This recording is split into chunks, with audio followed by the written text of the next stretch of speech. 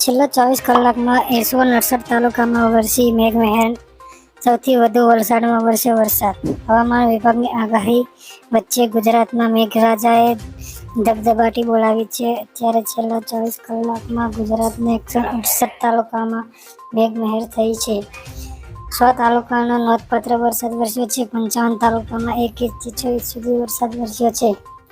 8 તાલુકામાં 4 ઇંચથી વધુ વરસાદ વરસ્યો છે. સૌથી વધુ વલસાડમાં 6 ઇંચથી વધુ વરસાદ વરસ્યો છે. ગણદેવી, ખેરગામ અને નવસારીમાં 5 ઇંચથી વધુ વરસાદ વરસ્યો છે. નવસારીના ચીખલી અને વલસાડની પારડીમાં 4 ઇંચથી વધુ વરસાદ વરસ્યો છે. ભારેથી અતિભારે વરસાદની આગાહી. રાજ્યમાં સાયક્લોનિક સર્ક્યુલેશન સક્રિય થાય તેવી શક્યતાઓ વ્યક્ત કરવામાં આવી છે. આજે સુરત, ડાંગ, તાપી, નવસારીમાં ભારેથી અતિભારે વરસાદની આગાહી કરવામાં આવી છે. તેમજ વલસાડ, દમણ, દાદર, નગર હવેલીમાં ભારેથી અતિભારે વરસાદ શક્યતાઓ વ્યક્ત કરવામાં આવી છે. આ તરફ નર્મદા, ભરૂચ, આણંદ, અમદાવાદ ભારે વરસાદની આગાહી કરવામાં આવી છે.